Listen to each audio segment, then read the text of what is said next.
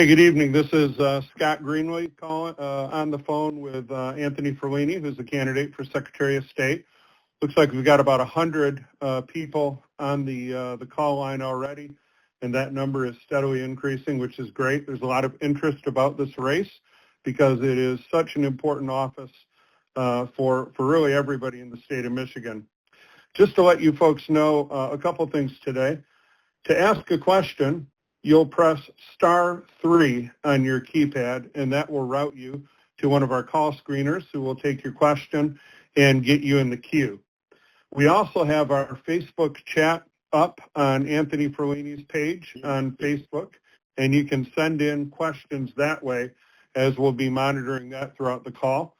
And we'll try and get to as many questions as we can. We've got an hour tonight until 8 o'clock.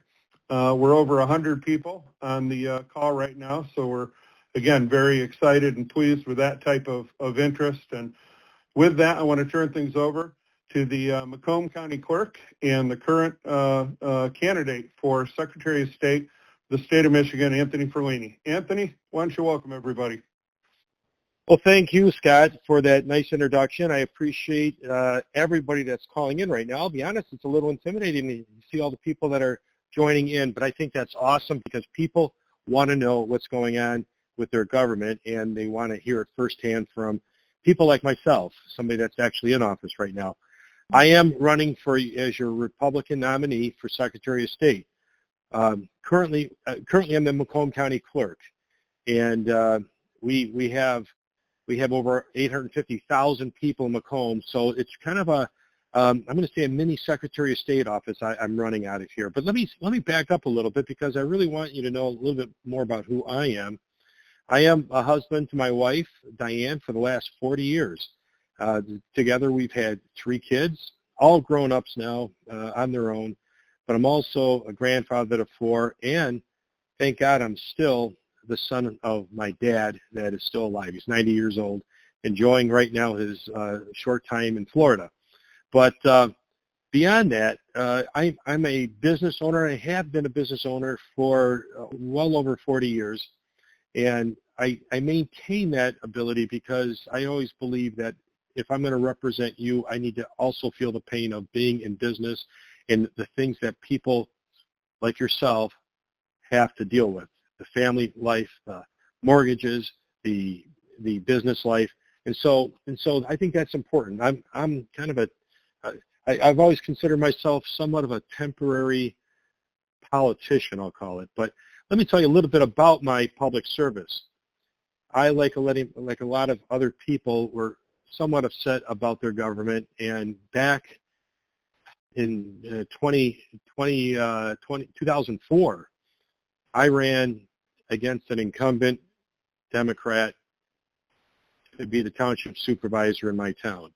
And that was my first step into politics, and it was a rough and tumble time, but we did good. We did good by us, and we did a really good job turning our community around and making it a town that really is a shining example of how great good fiscal budgeting can make a town do well. And I was the township supervisor of Harrison Township. And I thought I was going to get out of that altogether and go back to my business. And I got tapped on the shoulder during the days, remember the good old days of Granholm? People were leaving our state. I had 3 kids in college, and my son was about to graduate, and there were no jobs here in Michigan, which is really a shame because this state was a state that my dad came from. He's an immigrant from Italy. And he came here because Michigan was a land of opportunity, the land that had so many jobs. And I don't know what we did during our lifetimes to screw it up so much that my own kids were looking out of state for a job. And that's just the impetus for me to move forward. So I ran against another incumbent Democrat, came in during the Snyder years, and I think we did a pretty good job doing things that made Michigan really a great state to live in. And just after that 6-year stint, got term limited, and then became a few years in between. I wasn't in any political office, but I ran to be the county clerk of Macomb. And it was a very tough race because Macomb had always been run really by Democrats. And it was kind of a long shot because another incumbent was in there, fairly popular guy, 850,000 people during COVID. But we ran a great campaign and won by just 1,500 votes. And that was quite an accomplishment, I think, to get in there. Third time I beat an incumbent, and just by 1,500 votes. But here's the key: is last year we won re-election by over 80,000 votes. So the people of Macomb County really appreciated, I believe, the job we did, and here we are today talking about the Secretary of State race. And I want to remind everybody, though, the *3, if you want to ask a question and get into the queue, I would love to have you get into the queue so we can get some questions answered, and I can go on and answer the questions that you're really looking for. So, Scott, I don't know if I wanted to maybe talk about some of the other things that we've done in Macomb, and I'm not sure if we want to do that or if we want to start taking questions. You know, we do have a bunch of questions that are lining up, and I want to remind people or mention that we're going to be doing some polls during this presentation. The first one's going to be coming up shortly, where you can weigh in. The first question is going to be, what is your most important idea to prepare somebody to serve as Secretary of State? Is that business experience? Is it elective office experience? Is it specifically experience running elections? Or is it something private, business experience? So elective office experience, running elections, and private business experience you can pick from there. Why don't you continue on for another couple minutes, and then we'll get our first question. Let's get a few more people in there. Well, and you just said it, I think, a little bit there, Scott. The Secretary of State's office is just a breath away from being governor. And I say that because the governor has pretty broad powers within the state government. And of course, the lieutenant governor is right there in the event that the governor's not there. But you know what? If the two of them are out of state, I don't know if most people realize this, the Secretary of State becomes the governor when both of them are out of state. I don't know if anybody realized that. That is an incredible responsibility, and not that it happens often. I know I've spoken with Ruth Johnson. That happened a couple times with her, and she was actually able to sign some bills as governor, even though she was Secretary of State. And during that time, during that short period of time, the Secretary of State actually is the governor, and their staff is part of the Secretary of State's staff. So that was something I didn't know myself, and I don't think most people realize that. But it is a large organization, and I think experience and trust in the person you have is important because it is a very large organization spread out across the state. And one of the things that I know how to do is to make government efficient. I've done that at every level, from being on appropriations as a legislator, township supervisor, having budgets that we had to turn around during a time of decreasing property values. And of course, as the county clerk, we've won, and I'll say this now, we won 2 national awards for exactly that, operational efficiency and innovation.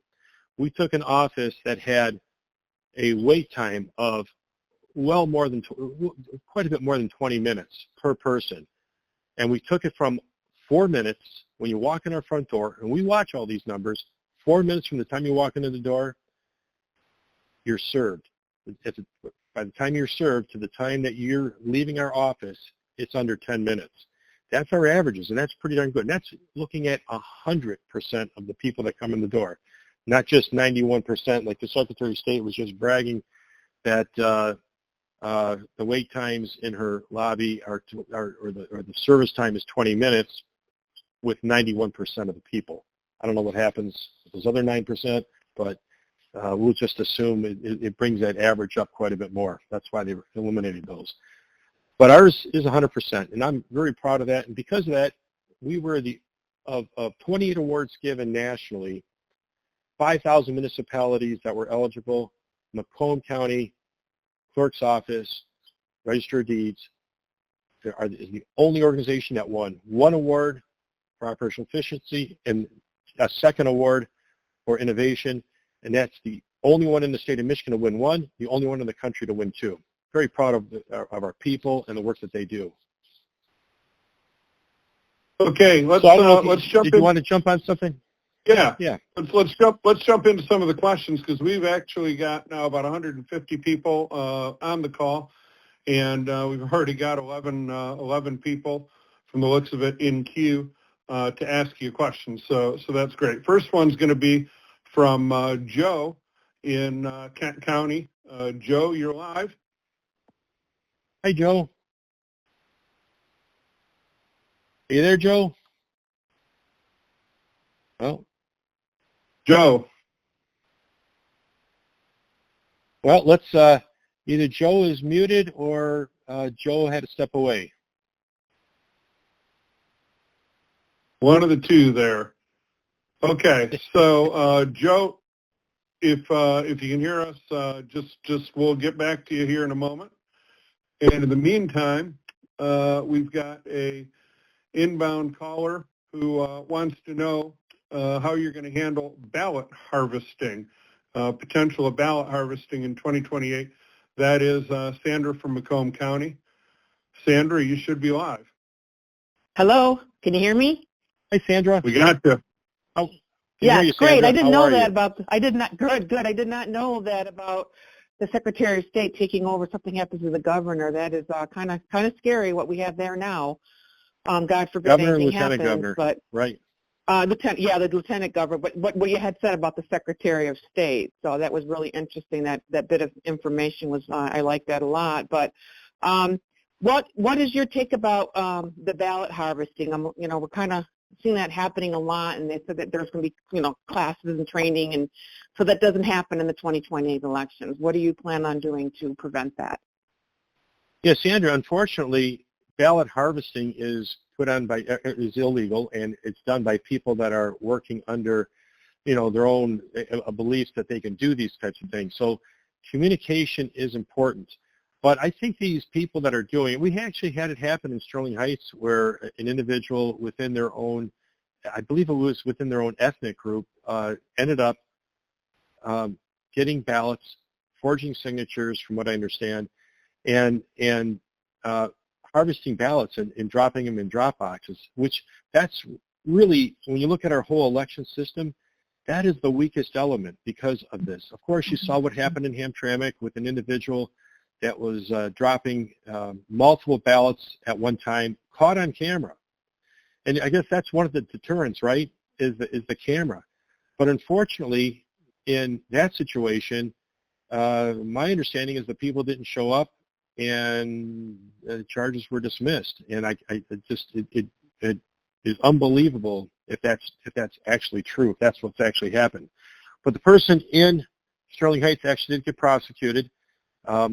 I believe, and so that is what we have to do, is hold people accountable, let people know, let nursing homes, let ethnic groups, let everybody know that this is a no-no. If somebody's asking for your ballot and they're filling it in for you, that's something that cannot happen, and we have to make sure people realize that, because it happens too often. It's very difficult to catch. But that's the laws. The laws are the laws, and right now we have drop boxes. Drop boxes, to me, and the mail is the weakest part of the entire system. I think the public needs to understand that, because we have so many days now of early voting. With the 9 days of early voting plus Election Day itself, there's plenty of opportunity for people to take their ballots and bring them to their clerk's office. And maybe the ballot boxes need to have some kind of a tabulator type system in it where he puts it in, timestamps it, and there's some accountability to whose ballots are being processed at what time. Because if it's timestamped and you have a camera on it, you know which ballot envelopes were dropped off. So that'd be costly, but maybe that's what we need to do. But thanks, Great. Sandra. Next one is from Mid-Michigan, and it's a good question with regard to what it's going to take to win in November. So this is Cherie. Cherie, you're live. Hey, Cherie. Well, it's Sherry. Sherry. Hi, Oh, Sherry. Sherry, how Sherry, you which doing? I said Sherry, so I know it's spelled funny. I'm sorry. So yeah, hi Tony. Hey Scott. So my Hi, Sherry. question is, what is going to be your primary message to the people of Michigan against, so that you can be able to win against the Democrat nominee in November? What is your main messaging going to be? Well, let me just go back to my days of all the elections I have won. I won them because I represent everybody. So in November, we're out there to represent all the people of Michigan. And they have to have that confidence that I'm a person that doesn't matter who you are, I represent you. And I represent you in a very fair manner. And like I said, I've won against three incumbent Democrats doing this. People are looking for leadership. They're looking for people that are statesmen, that are going to do the right thing. Not politically the right thing, but the right thing. And I believe our messaging on the Republican side is one of what most Americans are looking for. Just good, honest government that works hard for them, that they don't have to think about, that they don't need to worry that there's an outside influence that's influencing us and how we do things. When you go to the Secretary of State's office, you want to make it, you want to be able to get in there and get out and get on with your own business, not have to worry about taking care of things that have to satisfy the government. So I think the biggest thing that we have is the fact that we, I believe, do the right thing. And we are going to do the right thing by the people of Michigan. That's really my response, and that's always been my response. You know, when I ran for state rep and people would ask me, do you represent the Democrats or Republicans? I said, look at my shirt. It says representative. I represent you. And that's why I got 85% of the independent vote as a state representative, because people believed I will represent them, and I work hard. You know, in the 6 years I was a state representative, I never missed a vote. 6 years. I was there, and I was not in committee and not on the House floor. I made sure I was there for the people, working hard for the people, and I will do the same thing as Secretary of State. Great. Let's see if we can catch Joe again. We had tried Joe a little earlier. Joe, you should be live. Do you hear me? We got you There loud and you clear. are. Here I am. I'm so happy. Hi, Okay. Joe. Good evening, both of you. I have a great question for you. You recently Oh, made boy. a very innovative and, quite frankly, I believe, groundbreaking discovery regarding the jury pool investigation that you initiated. When you are elected Secretary of State, will you make that a standard protocol for all counties and townships? Joe, that's a great comment, and I purposely didn't bring all that up at the very beginning of all the things we've done as county clerk, but that's one of the most recent things. And let me tell you how this came about for the people that haven't heard this before. So back in September, we had new software we installed in our jury pool, and I was just doing a normal review in November. How's the software working? How is the attendance of our jurors? What is going on? And it came out that we had a high level of non-citizens that were presenting their green card to us. And that green card would get them off of jury duty. I thought, my God, is there a lot of those? And they says, yeah. I said, what's the number? They didn't know. Well, it turned out we looked into it more, and we had to go through boxes.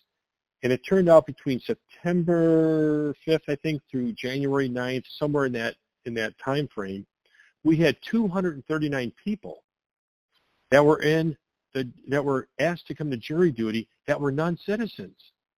Now, they self-reported out. It wasn't like we found them.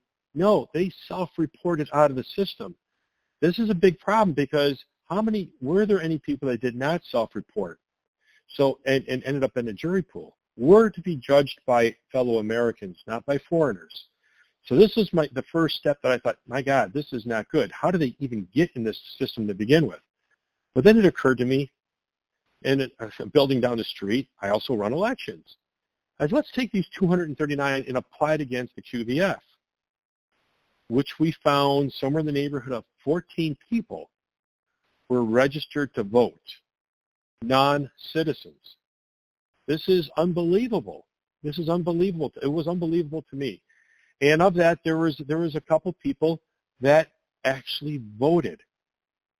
This is a problem. This is a problem. It's a systemic problem.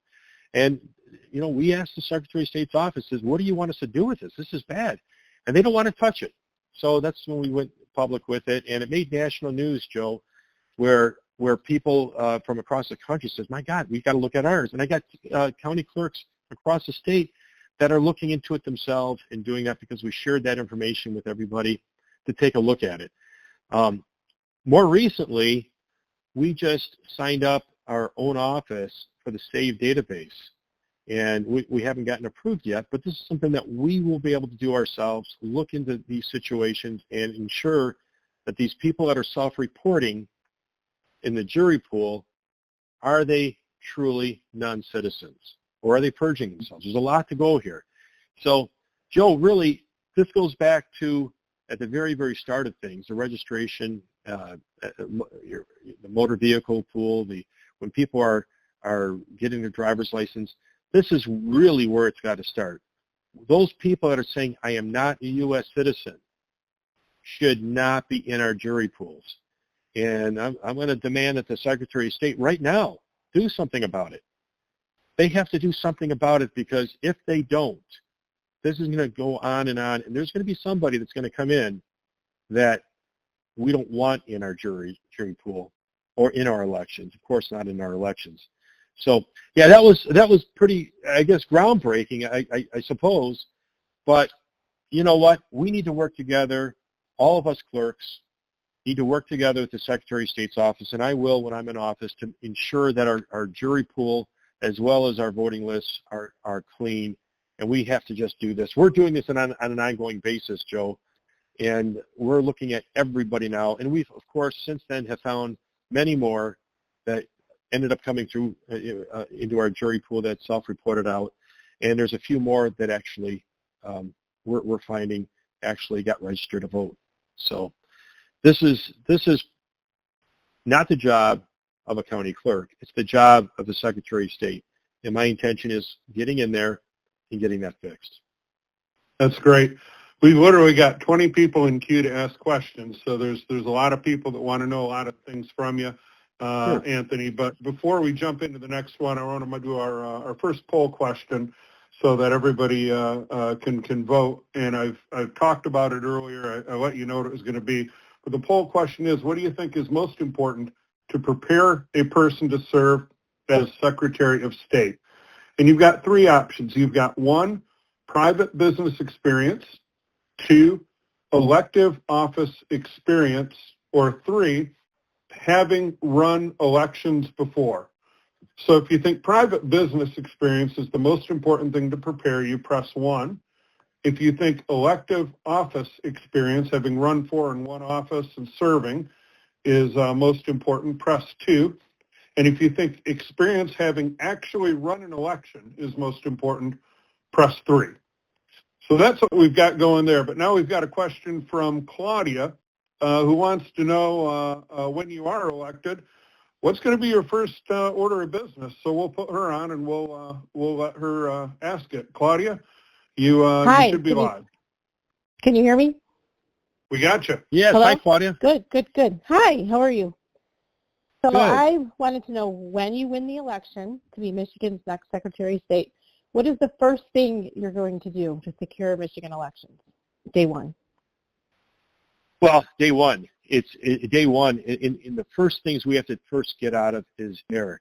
There's this multi-pack that many states have already left. Louisiana, Alabama, Florida, Missouri, a host of others, Texas, I know, have left this this multi-state pact of sharing information.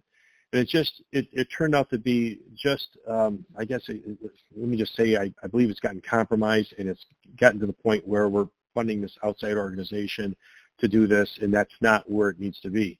The other thing I think we need to do, day one, not much different than when I became the county clerk, although I didn't do it day one, it happened in my first year, do an audit of all the areas that the state government within elections has gone south with federal law. There's many areas of transparency that went the wrong way, and transparency is lacking. So we need to look at that and open up the eyes of our election laws so that people on the streets feel comfortable with their elections again.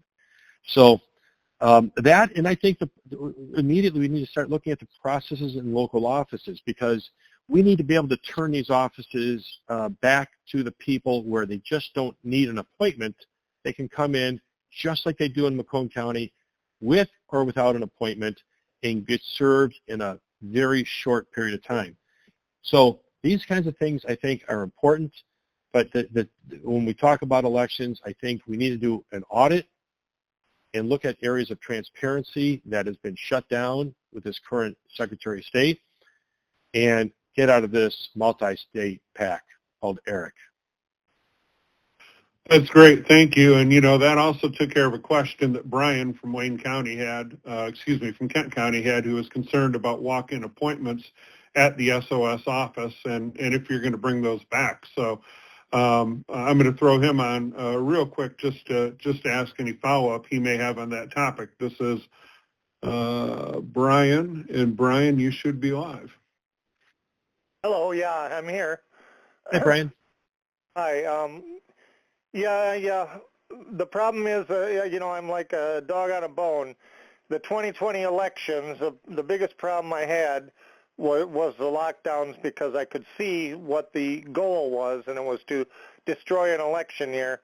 But the Secretary of State facilitated tens of thousands of criminal activity, because I was born in May and it took me till October to get a valid license and a license plate, because they would not take anybody unless you had an appointment. And since then, I go on my birthday every day, and I get a glares and I get, intimidation, but they get me in like 10 minutes. They will make sure that I have my license before I walk out. So it's basically walk in, except that they don't want you to walk in. So I want the word to get out that Secretary of State's, because you can get voter ID, has to be available to everybody, whether you have a phone or Wi-Fi or an address. You are allowed to get voter ID, and that they tried to eliminate voter ID without actually going through Congress. So I really am, adamant that this is completely switched, and everybody knows you are allowed to walk in. You do not have to have an appointment. And by the way, 2 years ago, I sat next to Terry Lynn Land in Kent County, who I give a lot of credit. During the 80s and 90s, they streamlined the Secretary of State, and I never had more than 40 minutes at the busiest times. So there's no reason the person can't go in and just spend 40 minutes to get that legal document. Right. And Brian, I believe with technology, we should be better. 40 minutes, 20 minutes is really too long. And what we did at Macomb County was we looked at our processes and actually looked at what our counter people were doing. And we realized, I'll give you a quick example.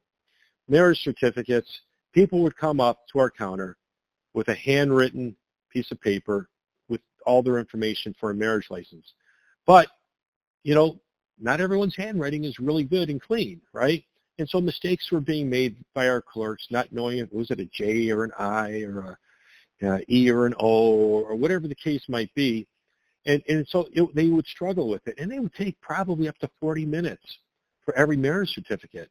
And I said, wait a minute, that's tying up one of our clerks. And so what we did was we established an online portal for people that would do that online. in advance. But if they didn't and they came in without that, we would sit them down at a bank of computers we have, and they can fill this out, type in their information themselves, nice and clean, not take up a counter, not take up a person at the counter.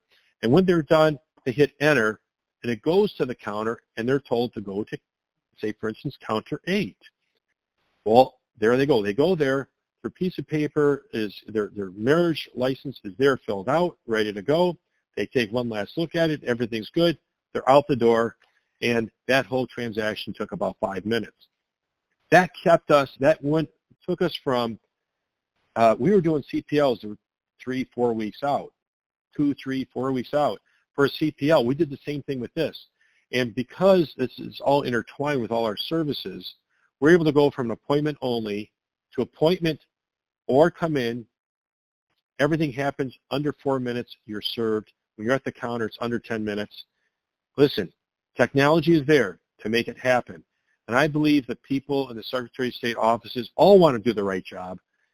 But it's just like the people in Macomb County. They wanted to do the right job. I mean, the people that are there are people that I inherited, and we were able to turn it around. So leadership comes from the top, and I believe that we need to get this to work quickly. That's great. I'll remind a couple things. First of all, if you have a question, please press *3 on your keypad, and you'll get to one of our screeners. Secondly, last call for the first poll. Please press 1 if you think business experience is the most important thing to prepare someone to be Secretary of State. Please press 2 if you think elective office experience, having been elected, is the most important thing to prepare you. And please press 3 if you think having actually run an election is the most important thing. We've got about 77 votes out of 160 folks that are online, so a few more of you could chime in, that'd be great. We'll have another question, full question for you after Anthony answers his next question. But Anthony, for your next question, as you know, we've got people sending questions in on Facebook Messenger as well. I'm going to get to one of those from Michigan's beautiful Upper Peninsula, where you just spent a considerable amount of time running around and seeing folks. Tracy there wanted to know about training. She asked, will the clerks receive updated training per our actual laws instead of Benson's interpretations? Well, good. Is there a person behind this? Yeah. It was sent via Facebook Messenger, so you just got to answer the question. Okay. Yeah. Well, listen, I love the UP. It was a very cold visit in November, and I bought my first Stormy Cromer. I'm very proud of it too. I came home, my wife says, "Where'd you get that?" I got it from the UP. But let me just say this: when I took over as the county clerk, I went through a training, and I remember sitting in the audience and watching the training go on, and knowing that at the end of this training, I knew less than when I started. And I said, listen, you don't just check a box. Because I did the training, the people understood what I did, I'm done. No. And so we ended up revamping everything in Macomb County, and we did training and recruiting for election workers, not just the clerks, but the election workers. We trained over 700 people to be election workers in Macomb County through a system of not just classes, but also lab work. So people can get their hands on the tabulators and understand what happens if it jams, what happens if something goes wrong or it gets rejected. And you get it hands-on so that on election day, that's not the first time you see it. And this holds true. Listen, I was a county clerk. I came in. I didn't have any clerk experience beforehand. So I had a lot to learn. And during this time, it was during COVID, and everything was online. There was very little training given by the Secretary of State's office. And I think that's when you start having bad elections. So this is going to be a high priority to help local clerks. Being a clerk, I understand what the clerks are going through. I understand that you're the front lines of this election integrity. We need to make sure that we have everyone trained up. I know I got a call from somebody down in Wayne County. Says, hey, Tony, can I come up and see what you guys are doing? Absolutely. I'm always willing to help, no matter who it is.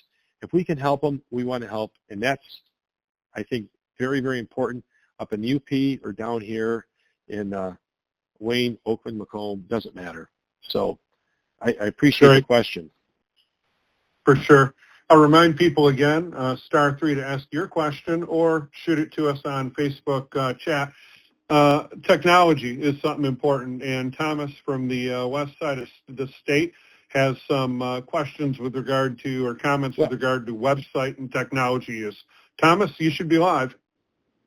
Hey, Thomas, before we get to you, Scott, you said you're going to get us the poll questions, that first poll question. Do we have an answer on that yet? We do, but we're going to be on to the next one here shortly. So, Thomas, you're live. Go ahead, Is Thomas. that me? Yes, sir. That's you. Okay. Sorry. I didn't know which Thomas you were talking about, so I apologize. Thanks for doing this, Tony. I really appreciate it. Just a quick background. I actually worked on election. I was a regional director for election integrity for the Trump team last year. And I will tell you that as part of my job, I had to go to various county websites to look at their clerks, the information they're providing and so on and so forth. So I could refer people I was recruiting to be poll challenger and election inspectors to actually learn. And I will tell you, and I even shared this with the whole election integrity team in Michigan, that the Macomb County website was excellent. It was comprehensive. It had all the training materials. It has videos. It is literally the best website for election integrity in the entire state of Michigan. And I made that comment to the entire. Yeah, I made that comment to the entire election integrity team. And even though you're not in my area, I was West Michigan, so I handled all of the West Michigan election integrity efforts. But I just wanted to comment on that. And I will say that, the Democrats like to talk about, election interference by foreign governments. Well, when you import 20 million people and then you register them to vote when they get a driver's license, that is literally foreign interference. And that's what they're encouraging. Oh. Well said. Well said. And when was the last time you had our website, Tom? Oops, he has dropped off at this point. Oh, well, let me just off. say we just improved our historical database on our for our election department, and that just went live this past week. Not only did we upgrade everything, we also included one extra thing. That's the First in Michigan, and that's where you can actually go back to the last election in November and look at ballots in every precinct, every ballot, keeping the confidentiality of who voted. You can see the ballot with the circles filled in. You can see they're done by hand, and how that tabulator scored that ballot. This is the most transparent. Thomas was impressed with the transparency before. This is the first in Michigan. We were the first to do this. I believe that's going to be a standard going forward, where we can put those ballots up on the screen, and from the comfort of your home. Everybody that's listening right now, go on the computer, check out the website. It's pretty cool. Go into the historical data. Yeah, it's really good. People should take the time to do that. You were asking about the poll. The first polling question, overwhelmingly, the most important qualification that the folks on this call, and we're up to about 200 folks on this call, have said is the experience of having run elections yourself. The second most important thing, and it was a ways back that they identified, was having been elected to public office, and I believe that would be number 2, but it was again substantially back from number 1. And then the third thing, which did not register many voters, is private business experience. And the good thing for you, Anthony, is you can check the box with all 3 of those. You're the only candidate for Secretary of State who's run an election. You and one other person have been elected to office, and the third person, I believe, ran for office and was not elected. But you've done it successfully. You've knocked 3 Democrats out of office and had experience at the local level, at the Lansing level, and as a county clerk.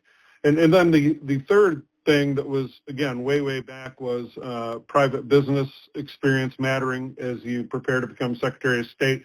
And you, again, have that, as does one of the other people running, and then one person, to our knowledge, has not run a business. So you kind of check the boxes there. I do want to let everybody know about the next poll question, and then we'll get on to our next call. The next poll is, what do you think the most important job duty of the Secretary of State is? So what do you think is the most important job duty? And all four of these things are important, but press 1 if you think it's to provide and improve on customer service, so quick customer service. Press 2 if it's to secure Michigan elections. Press 3 if it's to provide overall transparency with every aspect of the office. And press 4 if it is to manage properly the Secretary of State's budget, which is a huge budget. So press 1 if you think the most important thing is providing good, quick customer service. Press 2 if you think the most important thing is securing our elections. Press 3 if you think providing overall transparency in all parts of the office. And then press 4 if you think managing the Secretary of State's budget is the most important thing. And speaking of the Secretary of State's budget, we've got Linda Lee from Lansing, Michigan, who has some experience working with a number of secretaries. And Anthony, she's got your next question. Linda Lee, you should be live. Hi there, Anthony. Great to talk to you again. Wonderful, here. thank you. So Anthony, we talked about it. I worked 29 years with the Secretary of State. I worked with all 5 Secretary of States in modern history, starting with Richard Austin and then Candace Miller, Carolyn Land, Ruth Johnson, and a brief stint retired under the current one of the Wicked Witches of the West. My question to you deals with the fact that the two of our greatest, or 3 of our Republican Secretaries of State, one was a treasurer from Macomb County, one was a clerk from Kent County, and one was a clerk from Oakland County. And county clerks make great Secretaries of State, in my humble opinion. And I wanted to ask you about your experience as a clerk and a lawmaker, because there's a lobbying forum part to the Secretary of State's office, and they heavily engaged in lawmaking and the regulatory part of your duties. Yes, great question. Great question. You know, being a legislator, you learn how to, how to make things happen, right? You have to know what's important and then what's in the legislators' heads, your fellow colleagues. And one of the things I was able to do very effectively as a legislator was, I believe if you look at my voting record of Democrats and Republicans voting for my bills, and they weren't all easy, I think I had somewhere in the neighborhood of 96% of my colleagues from both sides of the aisle voting in favor of the bills I put forward that became law.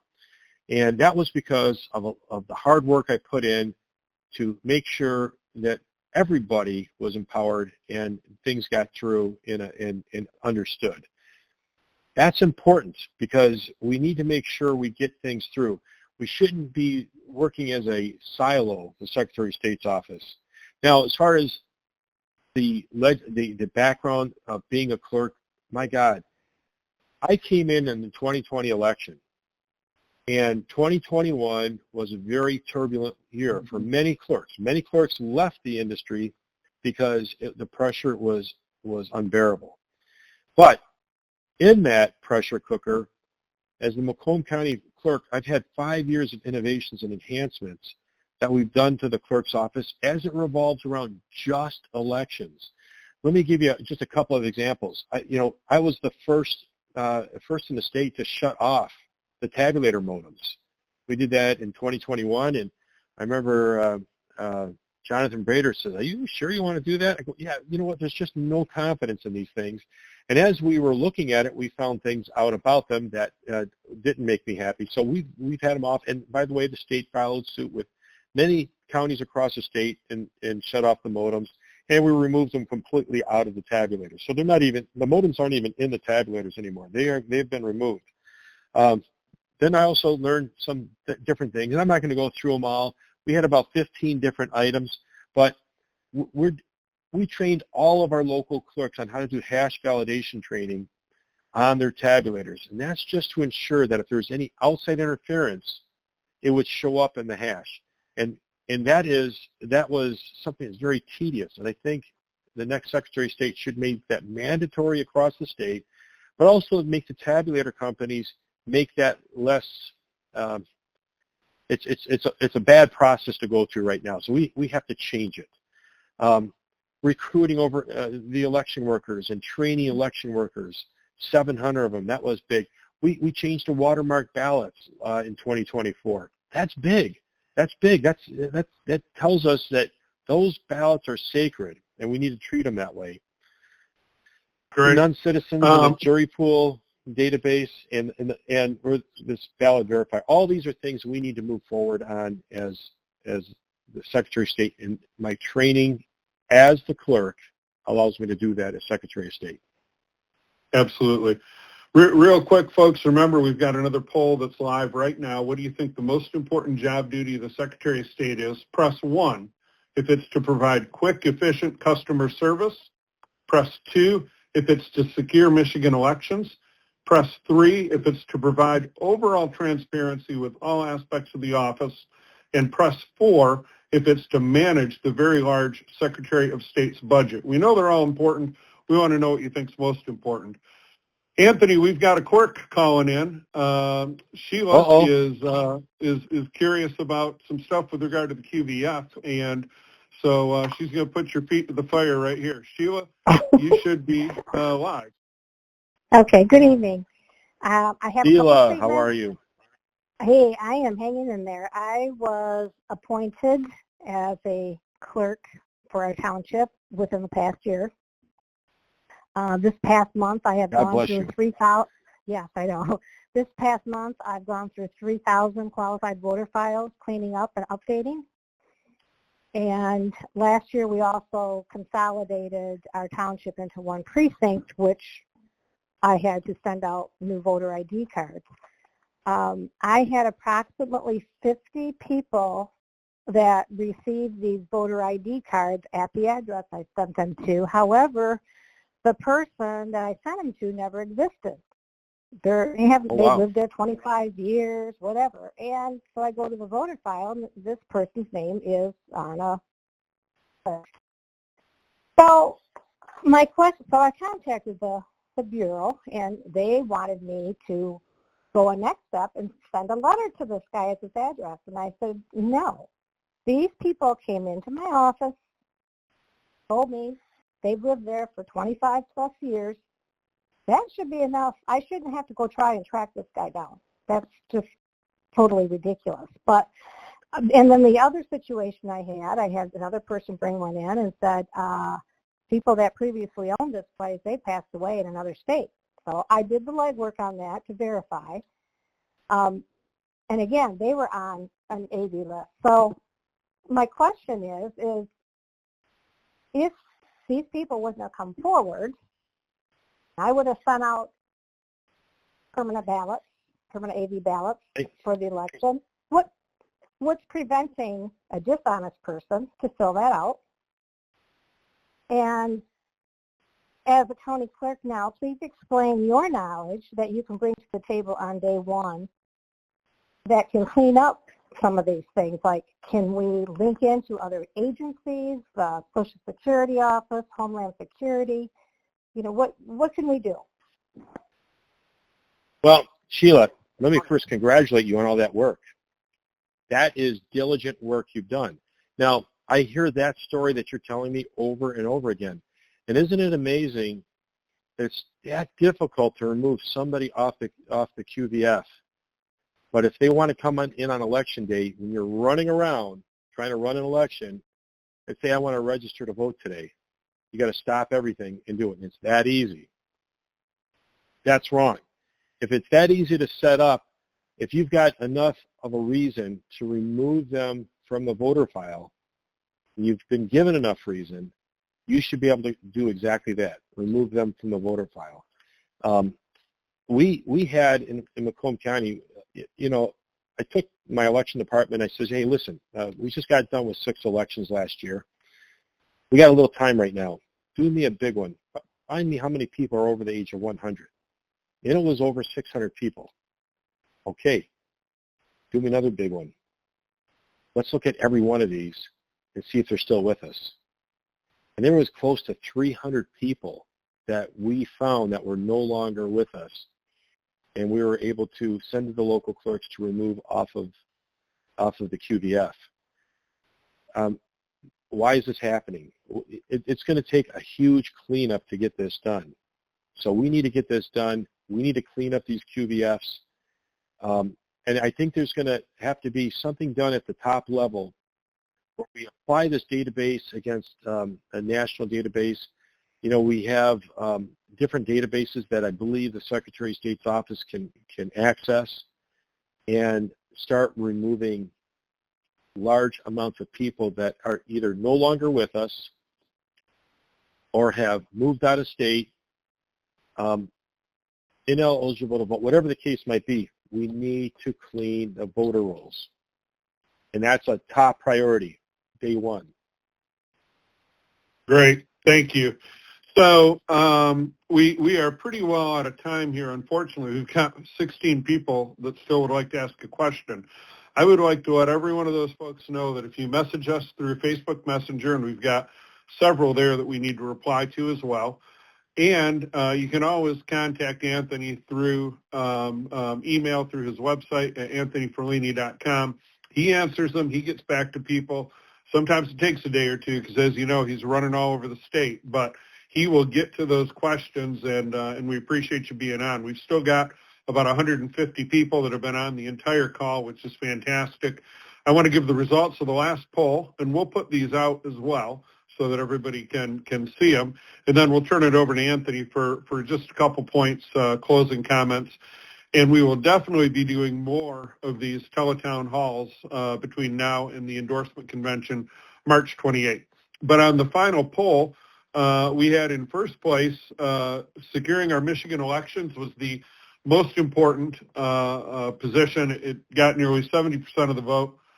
Providing overall transparency was a strong second place, getting 25% of the vote. Third place was managing the Secretary of State's budget in a fiscally conservative manner. That got 5%, and 1% said that providing the customer service is the most important. So we know all four are important. Securing our elections, clearly job one with the people here, and I know it's been job one on Anthony's mind and front and center since he became a clerk, of course. Before that, of course, just as an elected official, and certainly throughout this campaign. So Anthony, you've got about 5 minutes to wrap things up. Any final thoughts that you've got? And then, as mentioned, we'll invite everybody back for another one of these soon. Well, I got to tell you something. I really appreciate the calls that we did get in from really all parts of the state, it sounds like. And I appreciate the comments and some of the things that were brought forward. You know, this election is happening in 2026. When we talk about the 2026 elections, and it happens at the end of this year. Here's the truth. We take office January 1st, 2027.